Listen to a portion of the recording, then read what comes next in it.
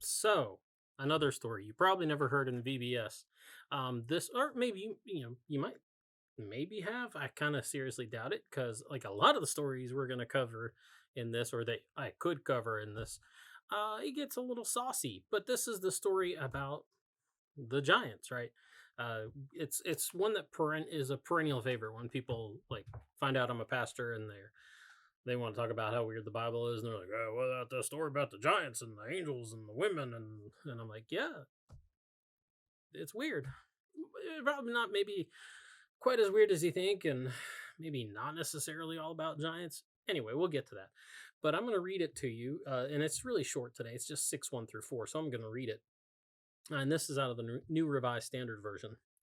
When people began to multiply on the face of the ground, and daughters were born to them, the sons of God saw that they were fair, and they took wives for themselves of all that they chose. Then the Lord said, My spirit shall not abide in mortals forever, for they are flesh. Their days shall be 120 years.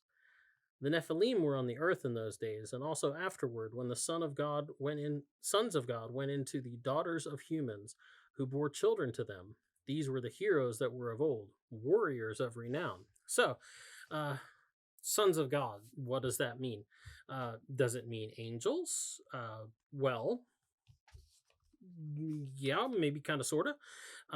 In the Greek version of this text that we call the Septuagint, sometimes you'll see it footnoted in the bottom of your Bible as LXX, the Roman numerals, which just means 70.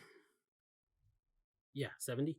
Um, the word that you would expect to see used if it was angels is the Greek word angelos, right?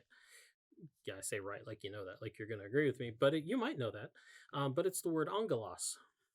The Septuagint doesn't use that word. What the Septuagint does says does say is weoi tu theou, which is weoi is sons. It's plural for sons, and then tu theou is of God. So it's dead to rights, sons of God. That's not any place that any translator working with Greek and trying to translate in English is going to mess up. So, and most texts will say sons of God. Um, so that's what the Septuagint says, sons of God. Who are these sons of God? Well, that's where it gets a little sticky, and we're not really sure. There are three main possibilities that have been like lifted up by biblical scholars throughout the ages. And when you look at commentaries, like especially the modern commentaries, the good ones will actually tell you what these three arguments are. Some of them will, and others will just choose one of these. So there's three possibilities. Yes, indeed, they are angels or inhumans, some sort of heavenly angelic being, not regular people. And that's probably the oldest and the most widely accepted interpretation of this. Pretty, like I said, pretty widely adopted. And it's borne out in the Hebrew. So, like, the Hebrew translation implies that, right? So, if you go and you look at text that's really translated out of the Hebrew, it will basically kind of say that the Hebrew words and reinforce that idea.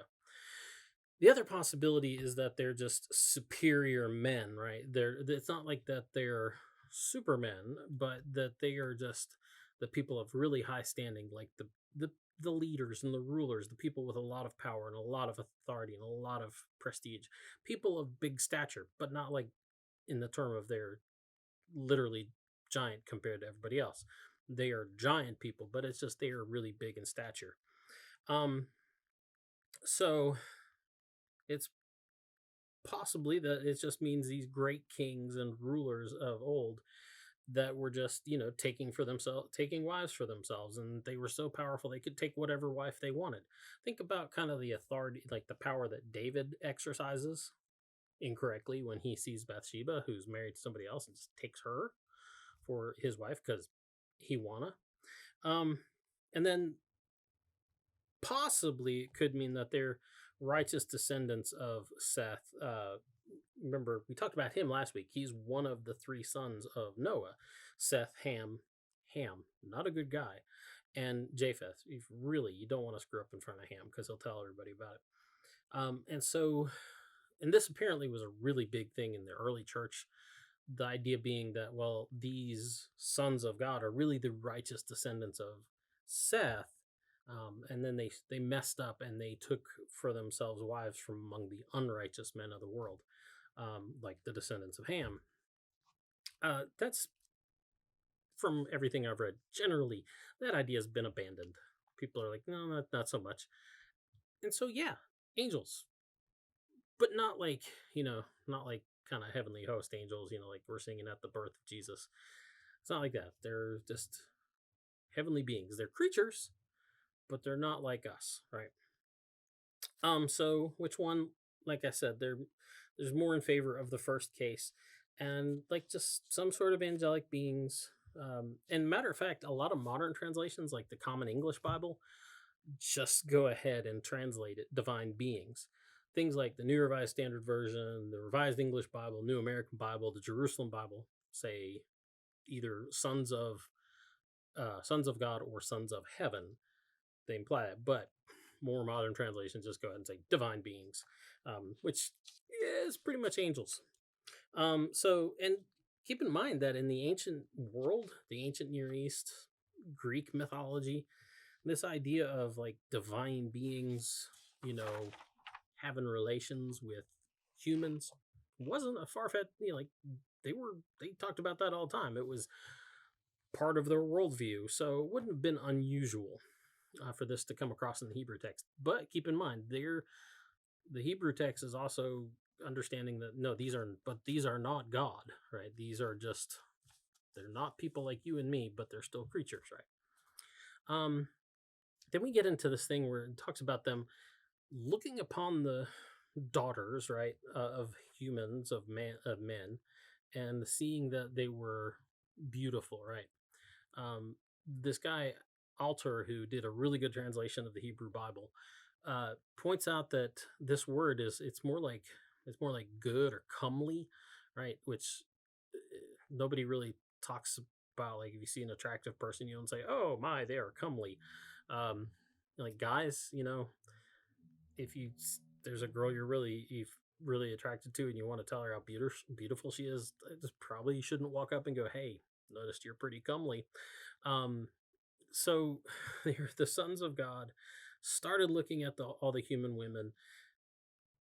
They see that they're comely, and but it's to talk about good, as in they're beautiful, they're desirable. It's not just like a passing, like, oh real, this really attractive woman over there. It's wow, I really desire her.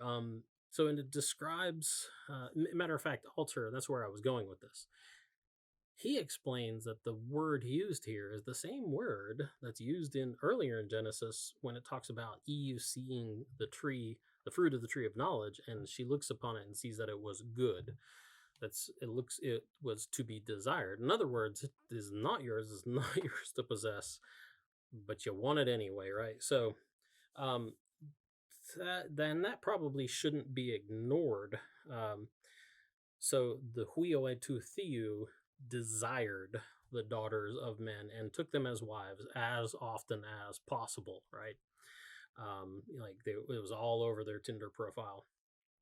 Um, by the way, it's interesting to me because when you look at what the early church fathers comment on this text, and it surprised me how often they did comment on this text, but they're not like really doing in-depth study of it and talking about, well, this is what the language could mean, this is what um very often they're using this text to explain like why women are, should be, keep their heads covered and everything and dress modestly in church because, hey, if you could tempt those angels, what's a man to do? So that's kind of funny. Just a little humorous side note from our church history. So the whole giants thing, they might be giants, they mightn't be. So yeah, they might be giants. This first bit that we just looked at doesn't directly imply that they were like hijinks and shenanigans going on that were just patently like not a good idea. It's not really that judgy. I mean, yeah, it's kind of like, yeah, well, they thought they were pretty hot. Um, but other than that, it's not that judgy.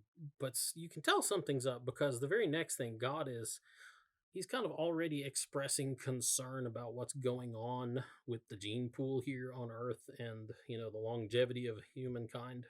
We already know from chapters before this, people were living a really long time. Like Noah lived a long time, but he was like a spring chicken compared to like his predecessors. You got Methuselah, who's like pushing 1,000. Um, and God's looking at what's going on here, and he's thinking, these people cannot live as long as they're living, because I will not let my spirit abide and dwell in them forever.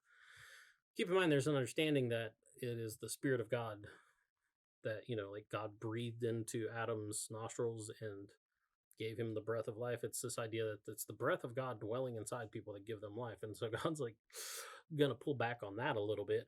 Um, and so he's not quite happy with what's going on. But now we're told that some of the people walking around, like, they're not the usual sort. Excuse me, my low battery alert. They're not the usual sort. And some translations say giants. Some English translations will say giants. Those are the ones that are relying on the Greek Septuagint, because in the Septuagint the word is gigantes, which is giant, like gigantic. And so they're relying on that, and consequently, like something like anything that relies on Jerome's Latin Vulgate, which would have relied on the Septuagint pretty heavily. But newer translations that also rely heavily on the Hebrew will use the Hebrew word Nephilim. So they're relying on the Hebrew. And Nephilim doesn't directly mean giants. So once again, if you look at that guy Alter that I was talking about, by the way, if you're ever wanting like a really just good copy of like say Genesis to study with some really good commentary, you can get his translation of Genesis pretty reasonably in the used market now. But anyway, he points out that the word means fallen ones, which strengthens the whole notion of like fallen angels we also see elsewhere. You see that a lot in early church literature where it talks about like these dudes were they were fallen angels. It's a big assumption that they make in the early church fathers when they talk about it, is like, yeah, no, these weren't like the good angels. These were just like the demons, and they were wandering the earth, right? It's a connection. Its connection with giants, interestingly enough, really comes pretty heavily from the book of Numbers in chapter 13 and verse 33, where you've got, the people have come through the wilderness and they finally get to the gates of the promised land or the border, and they send some spies in, illegally through the border crossing to go check out the land. And they come back, and two of them are like, yeah, this is awesome. We should go in. And but others are like totally freaked out by what they see, and they use this language like, no, the men there are giants, they are the Nephilim. And so it's almost like that's been read back into certain like copies of this section in Genesis. But anyway, so yeah, they might be giants. Regardless, they're breeding, right? And we're told that like these were not normal people. They were the mighty men of old. They were the heroes. And again, it's parallels to other stories that we have from the ancient Near East and Greek myth of, the gods spawning heroic offspring with human help. The language is pretty blunt too. It's remember I said it kind of gets saucy, and it's the language here is not like elsewhere in the Bible where there's kind of shaded language to talk about what happens when men and women fall in love. It's language that talks about like these guys actively pursuing the women of Earth, and like kind of circling around them and pursuing them until they get them cornered. It's a little bit as Alter says, breaking through one circle of privacy to the other until you have a baby with them. Anyway, so it's active pursuit of women that you've previously had no relationship. So anyway, but that's where we're at. An interesting side note on the mighty men thing. You have this language, mighty men. We'll see it later on if you get to 2 Samuel and I think Kings and Chronicles too, where it talks about David and David's mighty men. That he had his own cadre of mighty men that went out and did great things for him. but they were true heroes. Like they were real men with real courage because they could die. It's an interesting thing about courage. If you're kind of immortal, do you really have courage in the face of sheer danger? Is there really in danger for you though? So it's like a new kind of mighty men later on. But at any rate, the stage is set at this point for the collapse of human virtue, and presumably from this like interaction, um, the corruption of thought and deed of humanity, the end of moral life, the moral life of mankind, and the embracing of evil. Right? Not that evil as a thing comes and embraces them, but they themselves embrace evil, the nature of evil. And then just a flood of woes is about to follow. So, anyway, it's another story they probably never taught you in vacation Bible school. So, anyway, we'll see you next week.